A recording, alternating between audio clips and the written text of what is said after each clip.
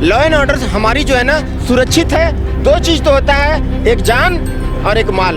मोदी की सरकार में दोनों सुरक्षित है और हम खुश हैं। अब माँ भी जो है ना बच्चे को तभी दूध पिलाती है जब बच्चा रोता है। तो जिनको जो प्रॉब्लम है वो मांगेगा और सरकार को भी काम है कि उनको लग रहा है बच्चा रोते रोते मर जाएगा। जब तुम्हारा बच्चा होगा 10 लाख रुपए खर्चा करेगा, आप करोगे, अपने बच्चे से पकोड़ा बिकवाओगे। मोदी की सरकार में सब सुरक्षित है, सबको न्याय मिलेगा। देखिए विकास भी मिलेगा और विरासत भी मिलेगा। अभी जो बॉर्डर पर है ना, ये किसान नहीं है, ये लोग बड़े बड़े जमींदार हैं। नहीं, उनकी मांग थी 3 किसान कानून वापस लेने की, वो वापस ले नहीं, एमएसपी भी थी। एमएसपी पे गारंटी कानून की जो मांग थी ना उनकी, सरकार ने तो उसके लिए कभी कहा नहीं कि हम आपको देंगे।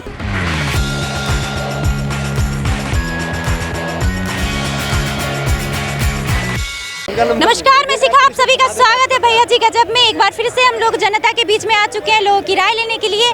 अभी वन नेशन वन इलेक्शन की जो फाइल है 18,600 कुछ पन्नों की, वो द्रौपदी मुर्मू को सौंप दी गई है और साथ ही अभी CAA लागू हो चुका है। तो इन तमाम मुद्दों पे लोगों की क्या राय है हम जानने की कोशिश करेंगे। हमारे साथ हैं सरदार जी। पहले सरदार जी से शुरू करेंगे क्योंकि आज किसान नेता भी यहाँ पे आए हुए हैं आंदोलन में। तो क्या कहेंगे सरदार जी? पहले किसानों को लेके बोलिए, फिर वन नेशन वन इलेक्शन को लेके बोलिए, उसके बाद CAA को लेके बोलिए। सब बोलेंगे, आप जो बोलिए, एक एक नंबर वाइज पूछिए, सब बताते जाएंगे आपको। तोता की तरह बोलूंगा। बोलिए क्या कहेंगे? जो किसान नेता यहाँ आए हैं उनको लेके क्या कहना चाहेंगे कि मांगे पूरी होनी चाहिए या नहीं? देखिए किसान नेता हैं, जो भी अपना उनका ओपिनियन है, वो प्रधानमंत्री जो है और भी काबिल ऑफिसर जो हैं, काबिल मंत्री जो हैं, वो इसको सॉल्व करने के लिए लगे हुए हैं। तो इसमें हम जो छोटे लोग जो हैं, तुच्छ आदमी का कोई काम नहीं है। हम लोग बस नॉर्मल होकर सुनते जाइए। एक कहावत है ना, वेट एंड वॉच, वही करिए। तुच्छ क्यों बोल रहे? इससे मुझे बहुत आपत्ति है। श्री राम प्रभु का चरण का धूल भी नहीं है, गुरु गोविंद सिंह साहिब जी का चरण का धूल भी नहीं है, तो तुच्छ ही है। अच्छा। हाँ, लेकिन खुद को तुच्छ भी बोलना सही है क्या?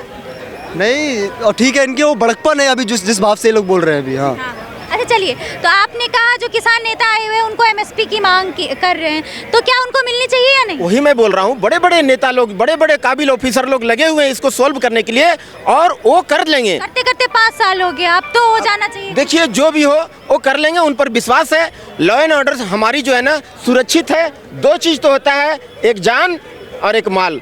मोदी की सरकार में दोनों सुरक्षित है और हम खुश हैं। हाँ जी। या मुर्दाबाद के नारे लग रहे हैं, मोदी मुर्दाबाद। अरे 10 आदमी 10 तरह का बात बोलेगा। जिसको दुकानदारी बंद हो गया तो वो तो बिलबिलाएंगे ना, हराम का खाने का मिल रहा था। हम लोग मेहनत मजदूरी करते हैं, हम मजदूर आदमी हैं। किसान हराम का खा रहे हैं। किसान का बात नहीं कर रहा हूँ मैं। आप किसान बीच में क्या घुसेड़ दे रहे हैं? मैं तो किसानों के मुद्दे पे आप पहले बोले मेरे को, देखिए बरगलाइए मत। आप पहले बोले कि नॉर्मल बंदा जो है वो, मैंने किसानों की बात। किसान पहले जुबान पर नहीं लाए थे आप? नहीं, ठीक बोल रहे, ऐसा नहीं करिए, लपेटिए मत। मैं किसान की बात नहीं बोले। किसान जो है पूजनीय है हमारे, हाँ, उनको प्रणाम है, उनको नहीं। मैं बोल रहा हूँ कि मैं जो मोदी साहब, सीधा सवाल है कि 5 साल में अभी तक कुछ निर्णय क्यों नहीं लिया गया? जब 1 साल पहले बोल दिया गया कि आप लोग अपने अपने घर जाइए, आपके पक्ष में कुछ राय लेंगे, तो फिर हटने के बाद फिर से वही चीजें क्यों कर रहे हैं? देखिए ये जो है ना, वो जिसको जो प्रॉब्लम है वो रोड पे आएगा ही। अब माँ भी जो है ना बच्चे को तभी दूध पिलाती है जब बच्चा रोता है। तो जिनको जो प्रॉब्लम है वो मांगेगा और सरकार को भी काम है कि उनको, लग रहा है बच्चा रोते रोते मर जाएगा। अब जो समझिए, अब आपका हिसाब से अगर ऐसा है तो ऐसा, लेकिन ऐसा नहीं है। मोदी की सरकार में सब सुरक्षित है, सबको न्याय मिलेगा। देखिए विकास भी मिलेगा और विरासत भी मिलेगा। जैसा कि हिंदुओं 500 साल से श्री राम प्रभु टेंट में रहते थे, आज जो है ना वो श्री राम प्रभु का मंदिर रिपेयरिंग करके मिल गया कि नहीं? तो विरासत भी मिलेगा, विकास भी मिलेगा। सबका साथ माने सबका विकास, मोदी सबका साथ सबका विकास। अच्छा, अभी किसानों के मुद्दे पे इन्होंने कहा है, तो क्या कहेंगे? नहीं, किसानों के मुद्दे पे मैं पहले ही बोल चुका हूँ कि जो बॉर्डर पर है ना, ये किसान नहीं है, ये लोग बड़े बड़े ज़मींदार हैं। ये स्वयं किसानी नहीं करते हैं। इनके ज़मीन पर बिहार और यूपी से आके लोग किसानी करते हैं और उनको जो है किराए पर उनसे किसानी करवाते हैं। ये लोग जो हैं केवल और केवल बैठ के पैसा खाते हैं। जो ये लोग बात करते हैं ना, हमें MSP गारंटी दे दो, वो है कि इनकी जो है एक बिना सर पैर वाली मांग है। अगर ऐसा कर दिया जाए तो कल को जो है कोई भी उठकर आएगा कहेगा भैया मेरा कपड़े का सामान नहीं बिक रहा, भाई सरकार ला के दे। सरकार सारे फसलों पे नहीं देंगे, कुछ फसलों पे तो देंगे। देखिए MSP तो पहले से 22 फसलों में मिल ही रही है ना, और MSP पक्के कानून की बात कर रहे हैं। MSP तो मिल ही रही है इनको, ठीक है। अगर आप देखें तो सबसे ज़्यादा खरीदती है अगर सरकार कहीं से है पूरे देश में, वो पंजाब से खरीदती है। गेहूं और चावल वो जो है सरकार पंजाब से MSP पे खरीदती है, और सरकार की मजबूरी है ना, डिमांड और सप्लाई के सबसे चलेंगे ना।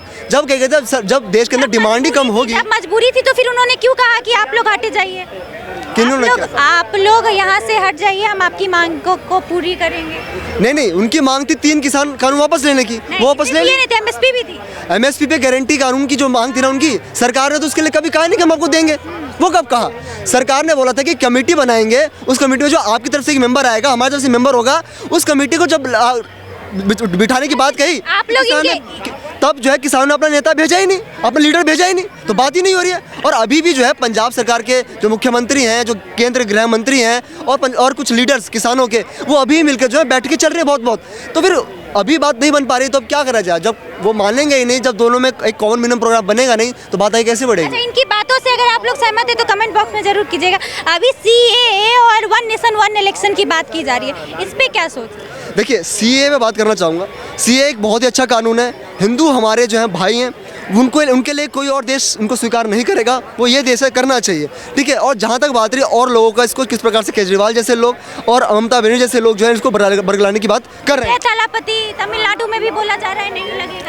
नहीं, उनके बोलने से क्या होता है? सिटीजनशिप जो है केंद्र का हिस्सा है, और केंद्र सरकार जो है अपने माध्यम से अपनी एजेंसी से है सबको नागरिकता देगी। राज्यों की बस की बात नहीं है, ना बंगाल रोक पाएगा, ना केरल रोक पाएगा, ना दिल्ली रोक पाएगी। इनके बस की कुछ नहीं है। सिटीजनशिप जो है वो केंद्र का हिस्सा है, और केंद्र सरकार जो है अपनी एजेंसी के माध्यम से उसको लागू कर रही है। और आज जो अब धीरे धीरे 10-12 लोगों को नागरिकता मिल भी गई है। और जहाँ तक बात है, जो लोग ये कह रहे हैं कि भैया बस जो है मुसलमानों की नागरिकता चली जाएगी, अरे भाई सबसे पहली बात तो नागरिकता देने की बात है, लेने की बात नहीं है। और दूसरी बात, ये कानून जो है भारत के लोगों पे नहीं लागू हो रहा है, ये जो है वो माइनॉरिटीज पे लागू हो रहा है जो बांग्लादेश, पाकिस्तान और अफगानिस्तान से आए हैं। तो फिर वहाँ से तो फिर माइनॉरिटी के साथ साथ मुसलमान भी तो आए होंगे, तो उनको क्यों ले भाई साहब? वो उन तीनों देशों ने जो अपने आप को इस्लामिक राज्य घोषित कर रखा है, तो भैया जब वहाँ पर उनके साथ प्रताड़ना कैसे होगी? हम उनको ले रहे हैं जिनके साथ प्रताड़ना हो रही है। मुसलमानों से प्रताड़ना कहाँ हो रही है वहाँ पर? वो तो खुद ही इस्लामिक देश है, पाकिस्तान इस्लामिक देश है। अगर यहाँ रहने का सिख ईसाई के साथ मुसलमान भी अगर आए तो फिर उनका क्या, वो उनको भगा दिया जाएगा? तुम्हारे बाप की जागीर है ये, क्यों आएंगे भाई? क्यों आओगे? 1947 में पाकिस्तान क्यों लिया था? 1947 में ये बांग्लादेश क्यों लिया था? जो पहले ईस्ट पाकिस्तान था, आज बांग्लादेश है, क्यों लिया था भाई? समय में हिंदू, सिख, ईसाई, बौद्ध सब भी तो वहाँ गए थे, तो सबको क्यों ले? किनको? अभी जो हम नागरिकता दे रहे हैं, इसमें हिंदू, सिख, ईसाई, पारसी सारे लोग हैं, बौद्धिस्ट भी हैं। इसलिए अब मैं प्रश्न तो आपका क्या प्रश्न है, जवाब दे चुका हूँ इसका। मतलब इसलिए ले रहे हैं क्योंकि उनके साथ प्रताड़ना हो रही है। कहाँ हिंदू का आबादी पहले पाकिस्तान में कितनी होती थी, आज कितने रह गए हिंदू? उनके साथ रेप हो रहा है, ठीक है, उनके साथ किडनैपिंग हो रही है, किस प्रकार की इतनी प्रताड़ना वो लोग सह रहे हैं, इसलिए इनको लेना पड़ेगा। मुसलमानों के लिए 56 देश हैं, स्वीकार कर लो। अब ये छोड़ो, अरे सब बकवास। यहाँ पे रह रहे अपना देश समझ के, जो सिख बौद्ध के साथ आए थे उनके साथ तो नाइंसाफी हो जाएगी। कैसे हो जाएगी?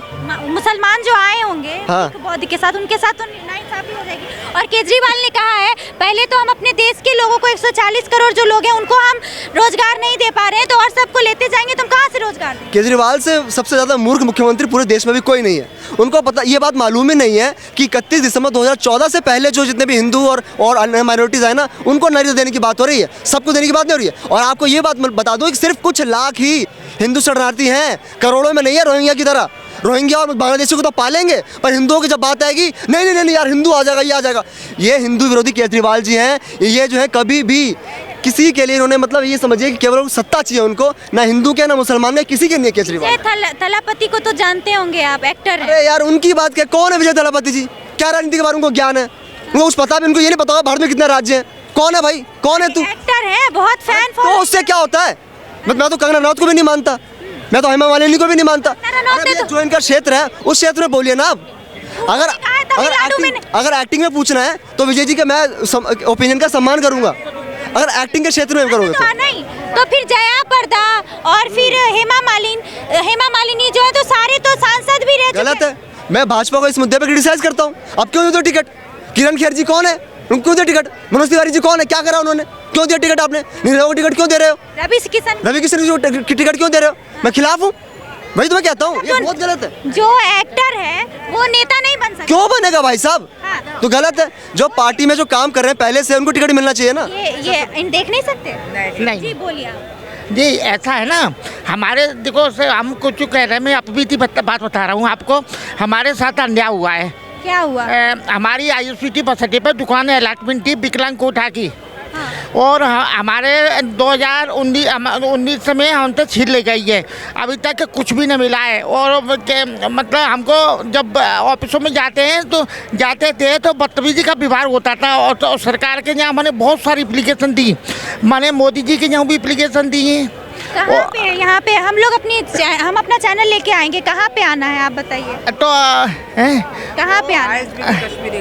ISBT कश्मीरी है। ठीक है, आप अपना कांटेक्ट नंबर दे के जाइए। आप लोग की जो भी समस्या है, हमने कई बार मीडिया वालों को बुलाया है, वो अंदर एंट्री नहीं करने देते हैं। कोई नहीं, आप लोग बाहर आ जाना, ठीक है? मैं आऊंगी, आप वहाँ पे जो भी समस्या है आप हमारे चैनल पे बेबाकी से बोल सकते हैं, ठीक है? और देखो हम किसी ने न केजरीवाल ने सुनाई करी, न किसी ने, कोई सरकार नहीं सुन रही। मतलब गवर्नमेंट ने सुनाई नहीं करी। आपकी पत्नी 2000 है? में, हाँ जी, 2019 में मेरी शॉप गई है। क्या जॉब करती थी? जॉब नहीं करती, मेरी शॉप थी। अच्छा, शॉप। हाँ, विकलांग कोटे से मिली हुई थी हमें। हाँ, सब्सिडी देती है ट्रांसपोर्ट डिपार्टमेंट, दिल्ली सरकार का डिपार्टमेंट ना। ठीक है, ठीक है, हम लोग आते हैं वहाँ पे, क्योंकि अभी जो है ना दूसरा मुद्दा चला है। हम लोग आएंगे वहाँ पे, आप अपना कांटेक्ट नंबर दे दीजिए, मेरा कैमरा मैन है वहाँ पे, आप कांटेक्ट नंबर दे दीजिए, हम लोग वहाँ पे आएंगे। वहाँ पे और भी लोग होंगे ना? और तो मर गए सब, मतलब कुछ 2019 से लड़ते 2016 से केस हाई कोर्ट में चल रहा था, हाई कोर्ट ने सुनाई नहीं करी। हाई कोर्ट हम लोगों से जितना बन पड़ेगा मेरे चैनल से, हम लोग उतनी आपकी बात पहुंचाने की कोशिश करेंगे, और भी हम मीडिया वालों को। अच्छा, अब हमारा केस सुप्रीम कोर्ट में है। ठीक है, हम लोग आते हैं वहाँ पे, हम लोग फिर आपसे बात करेंगे, ठीक है? तो आप कह रहे हैं कि एक्टरों को मौका नहीं मिलना चाहिए, जो एक्टर है वो नेता ना बने। देखिए, अगर एक्टरों को अगर नेता बनना है ना, तो आप आइए जनता के बीच में पहले काम करिए। आप दूसरे के नाम पर जीत के केवल सत्ता लेके बैठ मत जाइए। ये जो है कि जितने भी लोग हैं, किरण खेर जी जो हैं, जितने भी और मनोज तिवारी जो लोग हैं, ये केवल मोदी जी के नाम पे तो जीतते हैं। खुद ही ये लोग क्या करते हैं? उन्होंने स्मृति ईरानी के उन्होंने काम करा अपने अमेठी क्षेत्र में। वो जनता के साथ जो है घुली मिली है, तभी तो अमेठी जैसी सीट से अगर वो भाजपा के व्यक्ति जीत रहे, बहुत बड़ी बात नहीं है। कहीं ऐसा तो नहीं है, मतलब आप सारे नेताओं को बाइकआउट कर रहे हैं। स्मृति ईरानी को इसलिए बाइकआउट नहीं कर रहे क्योंकि वो तुरंत आपका जीना हराम कर देंगे। नहीं, ऐसा थोड़े है। मनोज तिवारी जी भी दिल्ली के हैं, मनोज तिवारी जी दिल्ली के हैं, वो जीना हराम नहीं कर देंगे। ये सही नहीं है। आप सारे लोगों को बाइकआउट कर रहे हैं कि नेता, मतलब एक्टर जो है नेता नहीं बन सकता। लेकिन स्मृति ईरानी की बात आई, मैंने ये नहीं बोला।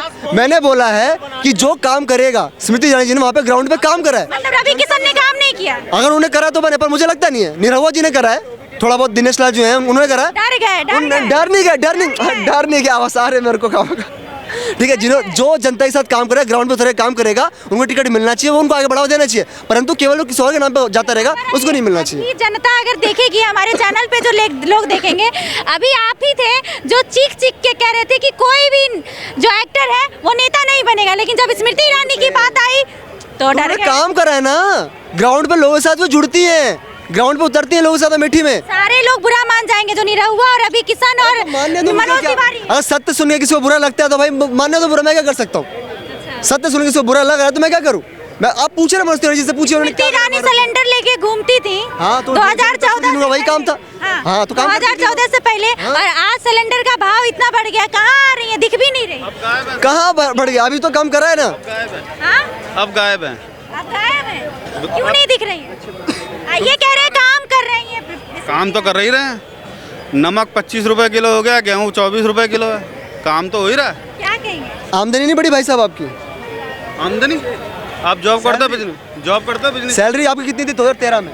हाँ, सैलरी मैं आपसे पूछ रहा हूँ, आप जॉब करते थे या बिजनेस करते हो, ये मुझे बताइए। मैं तो मैं पढ़ भी रहा हूँ और अपना पार्ट टाइम कुछ और कर रहा हूँ। Part time? 2013 में तो छोटा बच्चा था। मेरे साथ चलना नोएडा में, ठीक है?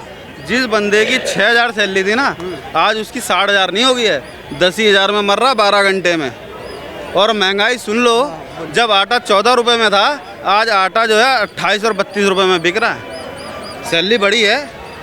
इस समय वो आलम है, ना तुम मर पाओगे ना तुम जी पाओगे, बस कोमा अवस्था में हो, वैसे चलते रहोगे।